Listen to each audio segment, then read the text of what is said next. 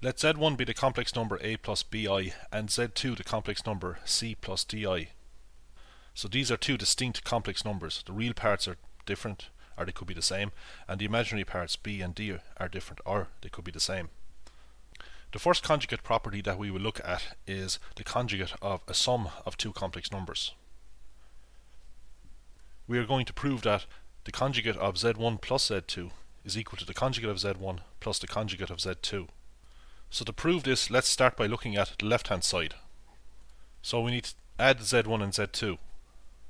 So to add two complex numbers, we add the real parts to get a plus c, and we add the imaginary parts to get bi plus di. Well, that can be written as b plus d times I.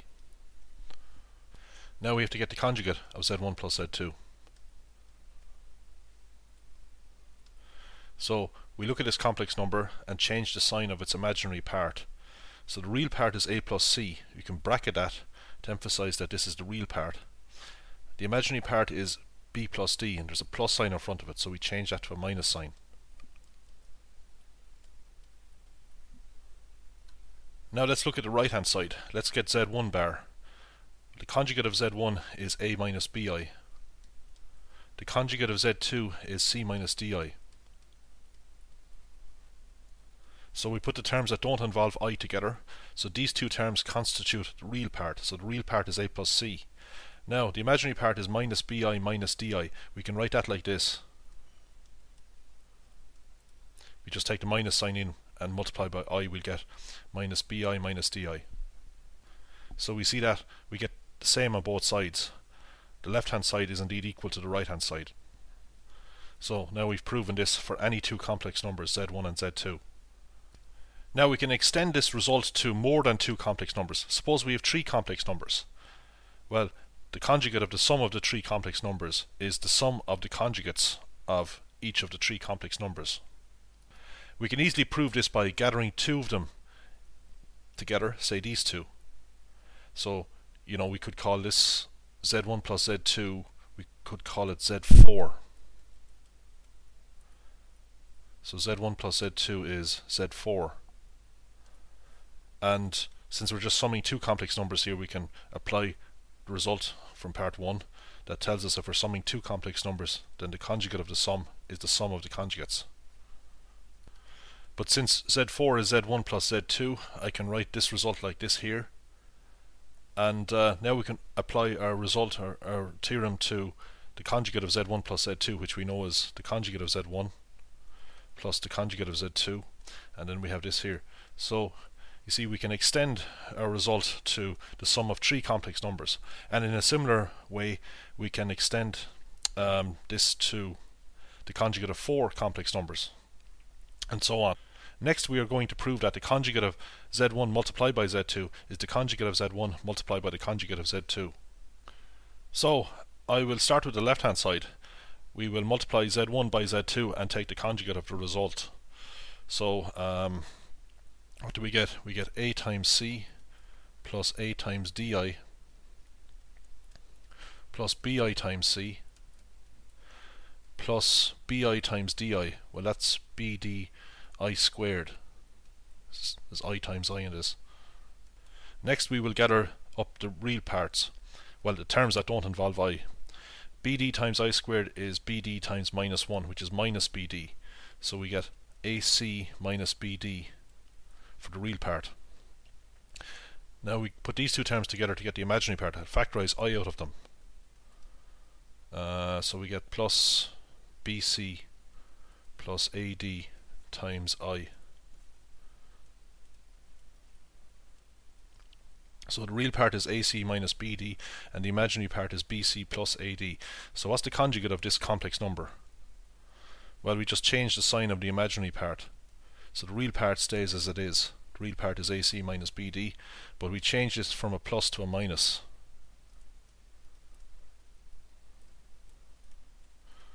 So the imaginary part here is bc plus ad, whereas the imaginary part here is minus bracket bc plus ad. Now for the right hand side we want the conjugate of Z1.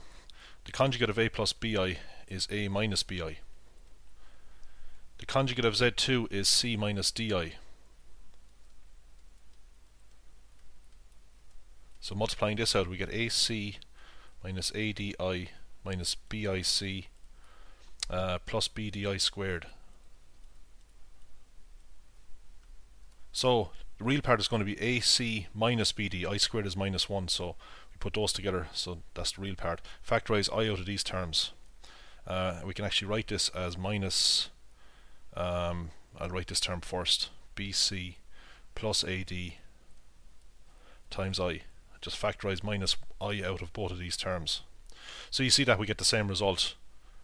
The left hand side is indeed equal to the right hand side. Now we can extend this result to the product of 3 or more complex numbers. Suppose we want to get the conjugate of the product of 3 complex numbers. Well, we could just group 2 of them, as we saw for the proof of the sum of complex numbers. If we group 2 of them together and call Z1 plus Z2, say Z4, let's call it Z4. So now we've reduced this to getting the conjugate of the product of 2 complex numbers, and we know from what we've just proven that that's equal to the conjugate of each complex number separately, and then we multiply.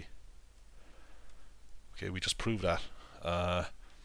So now we can write Z4 back again as Z1 times Z2.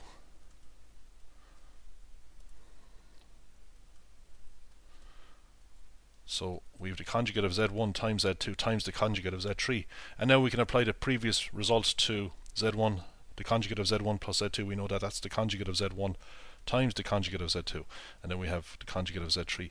So the conjugate of Z1 times Z2 times Z3 is the product of the conjugates of each complex number.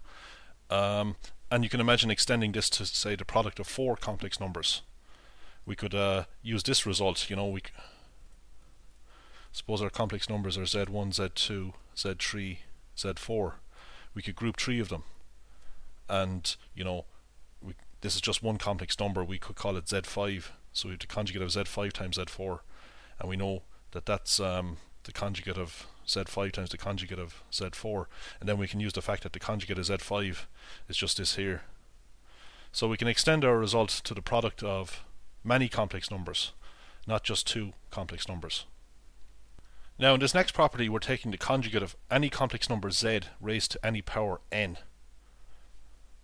And you see we can reverse the roles of the conjugation and the power. We can get the conjugate of z first and raise the result to the power of n. So I'm using z here. It could be any number. It doesn't have to be z1 or z2. Whatever the complex number is, this is true. Now this is just an extension of the second property that we just proved. Like the conjugate of, I was about to say, the conjugate of z to the power of n can be written like this. The conjugate of z times z times z, and of course we will have n z's here, and we can use property 2 to write this as the conjugate of z times the conjugate of z times the conjugate of z n times. So we're just extending property 2 to the product of any number of complex numbers z. By the way, I'm assuming here that n is an integer. N, well, more than just an integer. It's a positive integer, a natural number. So that enables me to write this down. So we've mod z written down n times here. That's mod z, or I should say the conjugate of z, or z bar to the power of n. Finally, let's consider the conjugate of z1 divided by z2. So first of all, we have to divide z1 by z2 and then take the conjugate. So let's just work with this. So z1 is a plus bi and z2 is c plus di. 2 distinct complex numbers. Now we need to write a plus bi over c plus di as a single complex number before we can take the conjugate. Then we can change the sign of the imaginary part. Now to write this as a single complex number, we have to multiply above and below by the conjugate of the denominator. The conjugate of c plus di is c minus di. So we've covered this before. Multiplying out on top, we get ac minus adi plus bic minus bdi squared. Multiplying underneath, we get c squared minus cdi plus dic, and then we plus di by minus di. That's minus d squared I squared. So now we gather the terms that make up the real part for the complex number on top. Minus bd by minus 1 is plus bd. So we get ac plus bd for the real part of the complex number on top, and gather these two together to factorize out I, and we get this here. Now I squared is minus 1 here, so this term is plus d squared. So we get c squared plus d squared, and as we've seen before, the imaginary parts cancel each other out. So basically, when you multiply a complex number by its conjugate, you just square the real part, square the imaginary part, and add. So we can then put each part of the complex number on top over this common denominator, c squared plus d squared. So now we've written the two complex numbers a plus bi and c plus di as a single complex number. This is the real part of the complex number, and this here is the imaginary part of the complex number. Now let's look at the right hand side.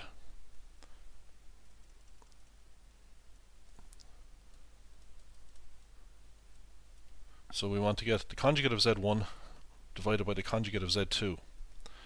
Well, z1 is a plus bi, so the conjugate of it is a minus bi. z2 is c plus di, so its conjugate is c minus di. So we want to write this as a single complex number. Hopefully it'll be the same as this number here from the left hand side. So what we do is we multiply above and below by the conjugate of c minus di, which is c plus di. So we multiply out the top, and this is what we get here. It's straightforward enough. Now multiplying out underneath will give us the same result as before. Before we multiplied c plus di by c minus di. Well, that's obviously the same as c minus di plus c plus di. Multiplication of complex numbers is commutative, so the order of multiplication does not matter. So when we multiply this by this, we'll get the same as up here, which is c squared plus d squared. Now we just get the real part here. Well, I squared is minus 1. Minus 1 by minus bd is plus bd. So the real part of the number on top is ac plus bd. And the imaginary part is got by factorizing I out of this here. So let me see, I'll actually factorize minus I out of it. And here we get bc. And here we have to have minus ad. Oh no, yeah, minus ad. And this is times I.